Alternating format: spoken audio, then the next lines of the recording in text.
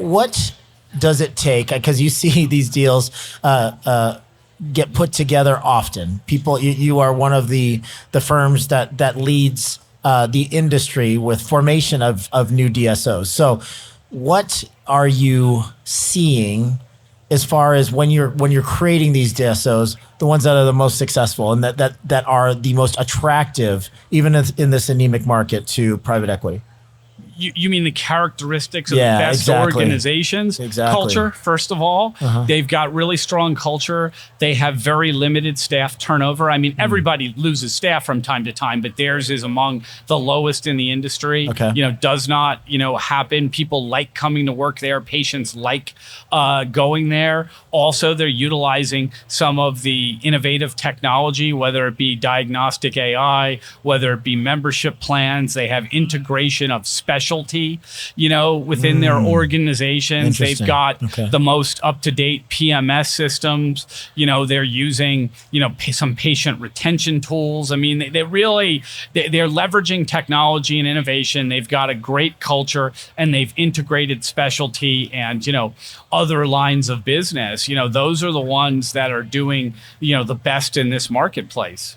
Yeah, got it. So, what are the main talking points right now? So if you're seeing things slow down to the degree that they are, and people are still dying to get into the DSO world, people are still forming DSOs rapidly. They're just unable to sell them and recap.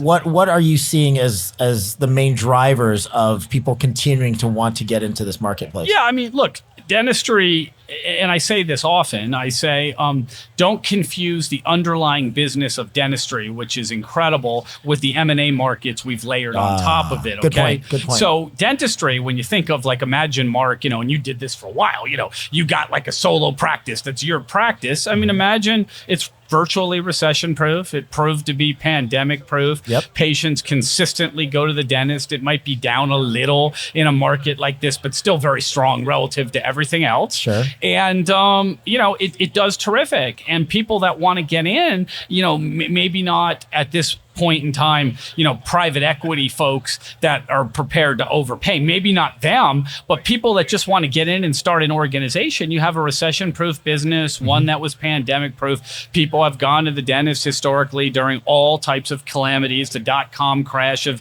the 2000s, the great, depression, recession of 2006 and 7, in COVID, as soon as the government said you could go back, they went back. So, you've got a great business, okay? And it's the most exciting time to be in dentistry. There's been more advancements in the last 5 years than there's been in the last 100 years. It's a golden age of dentistry. So, people want to be in this business, and it's an incredible business. But some of the M&A markets that we layered on top of it, when people maybe paid a lot with really cheap money and have to get, a 5-to-1 or a 10-to-1 return, it's gonna be tough right now. Yeah. I have to ask you the question. I know you're rolling your eyes internally. But so how have multiples changed? The white hot era that you're talking about, the multiples were crazy, out of hand, 12, 15, 18 times. What are we looking at now?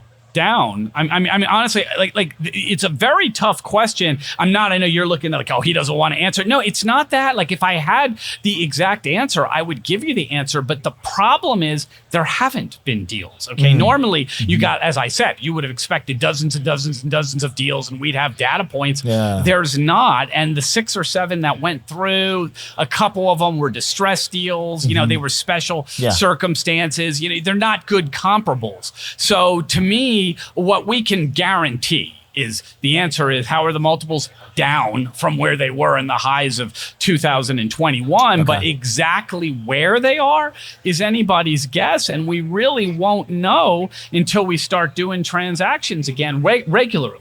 Yeah. I think you can bet they're going to be down. There's no question. We haven't seen 15s or 18s or 13. They're going to be down. But does that mean down means 11, 11 and a half, 10 and a half, or does down mean 8 or 9? We don't know the answer to that question. And, the basic things what is a valuation? Well, what a buyer and a seller in arm's length will pay for it. And we just haven't had enough transactions to really figure that out yet. Yeah.